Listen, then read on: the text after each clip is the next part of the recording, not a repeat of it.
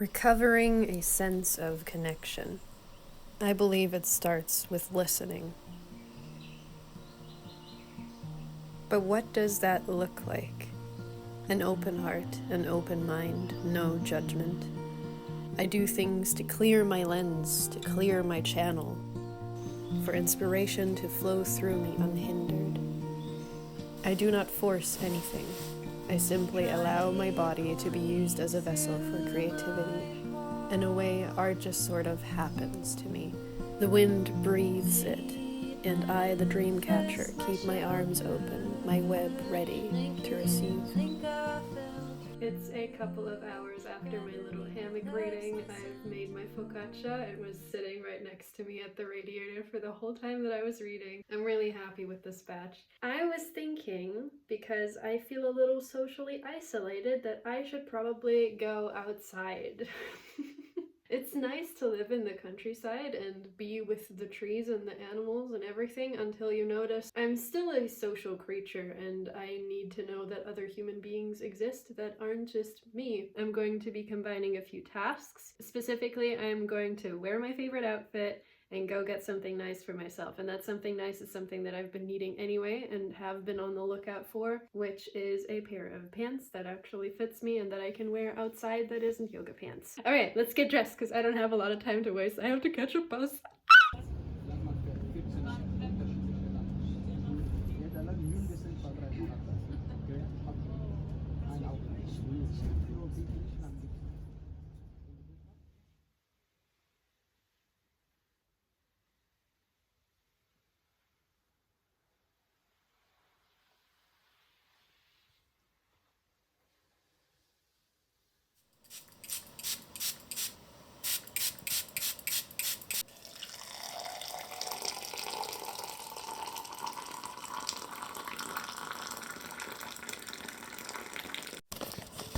There's just something different about going to the forest and picking your own tea. I picked some stinging nettle and I put it in some hot water. And well, if I don't, ever upload again, I died. I poisoned myself. I know, I've had nettle tea before. It tastes pretty nettly. I think I'll be fine.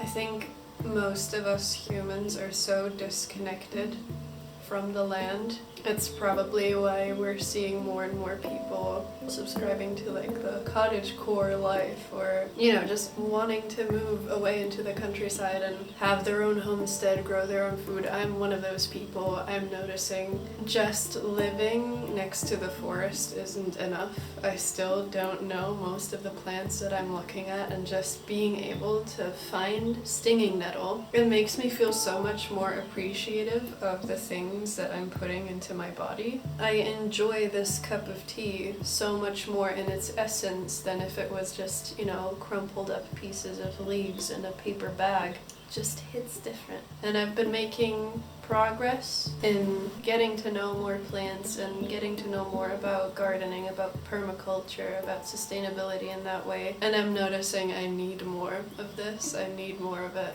Because this feels so good, and it just makes me feel so rich. It makes me feel so aware of the abundance that is all around me, to just be able to look at the ground and know this is food, this can be eaten, and I don't really have to do anything but thank the land for it. It's a completely different kind of relationship to thank the environment, to thank the earth for what it is giving us. I think a lot of our relationships, social media, good and all, we can talk to people we probably never would have been able to talk to otherwise. I'm not saying it's all evil, I'm just saying it's not close. There's always going to be a distance to it, and I think as humans we need to get closer to nature, get closer to ourselves, get closer to each other. Meditations on nettle tea. Hey, maybe this is making me see things I haven't seen before. I'm going to keep drinking my tea. I'm going to do some light stretching because I notice that my spine is needing a bit of love. I'm really loving winding down like this and going back to my rituals, because I used to be very intentional about my morning and my evenings, and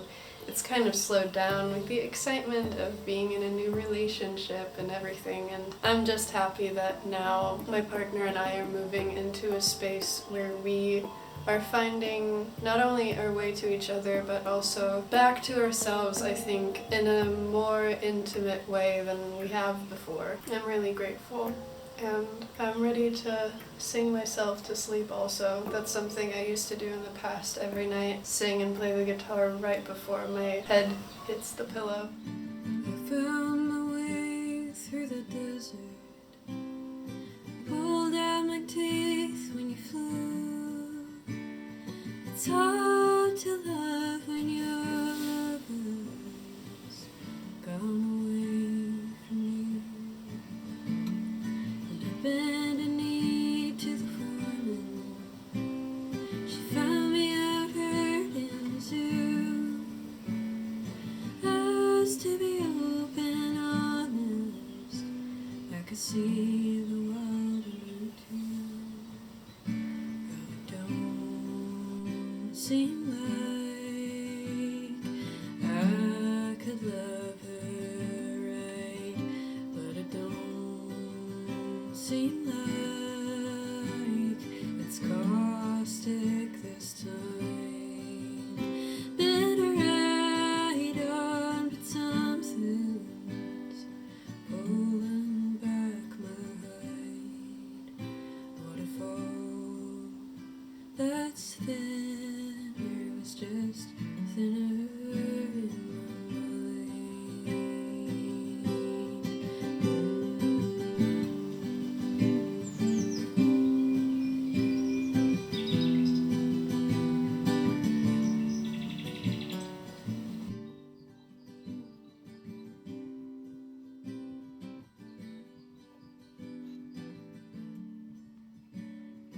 I thought I'd call up to tell you I've been from the Isles to the Keys. What helps you clear your lens? Is it journaling, as it is for me, letting everything spill onto the page without needing it to be anything?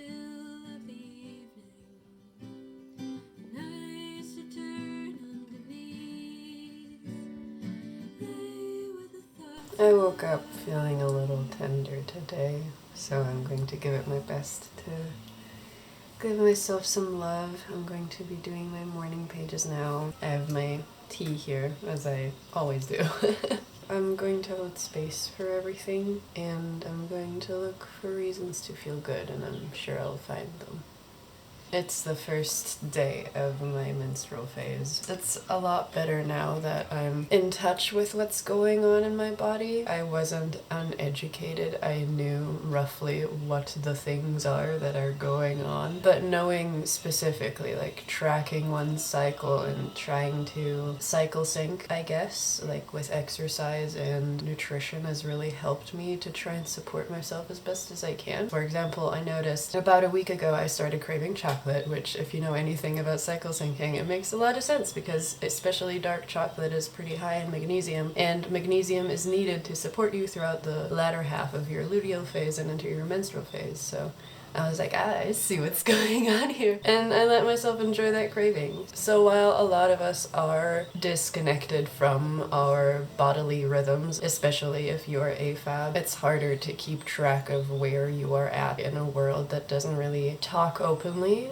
about these different phases that very strongly impact how you can and I guess want to show up in the world. It's just a little more work to put into oneself, and I'm really enjoying it, so it's even gotten easier for me to not be shocked every month when darker thoughts come back and go punch in, because I'm like, I think I know what's going on. It brings a bit of lightness into it. It's not that I belittle the emotions, but I know that they are coming to the surface because of these hormonal fluctuations, and also because this kind of more introspective state that I get into every month kind of allows the opportunity for things that I haven't completely healed yet to come back up and get looked at. And you know, every month I get the choice to see, okay, how do I want to deal with this? Because it is in essence always the same kind of narratives, and it is on me to see, do I want to be nurturing with myself? Do I want to be gentle, or do I want to tell my little child to go to their room because I don't want to handle their crying right now. That's a very different way of dealing with oneself and caring for oneself. And I'm grateful that even though right now my tummy hurts and I feel a little low energy, I know that I can trust myself to take good care of myself, and that is what really matters. I'm hoping to meet a friend in the next couple of days. I could really use her energy. It's interesting. She's such a grounded soul, and still she's able to bring so much lightness into it. If you're watching, you know who you are.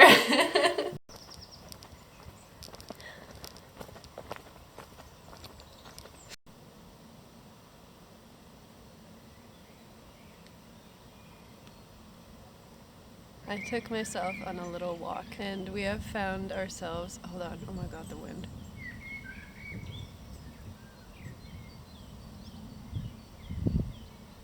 She whispers to me.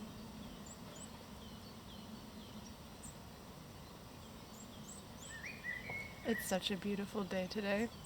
It's the warmest day of the year so far. I'm allowing everything right now, so I feel really, really tender. Already cried a bit on the walk here. I'm probably gonna cry some more looking at all of this.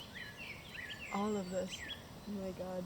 Basically, what we're looking at here, in my opinion, in my humble opinion, is a pure gold, because it is a field of wild garlic, and I'm going to be picking it.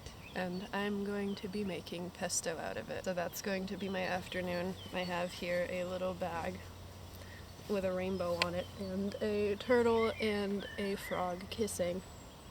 They're in love, and they ask you to protect the environment. And that is, I guess, what we shall do. I will take an appropriate amount of wild garlic and then leave the forest be. I'm so excited. Oh my god, I'm excited. Let's get picking.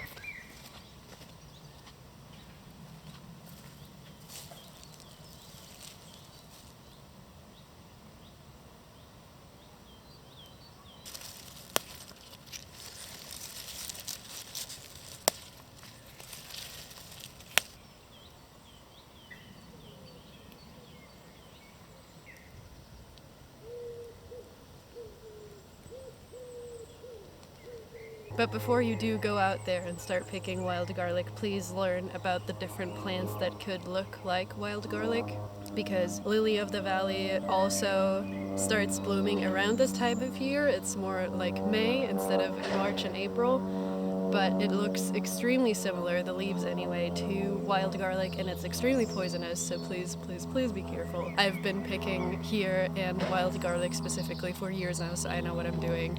Just also be careful that you know what you're doing. Look at that.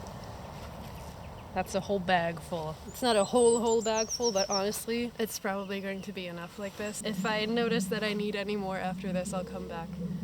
Oh my god. Oh my god, it smells so good. And the bag looks like 2 huge bowls full. So I'm definitely going to have a good afternoon with this.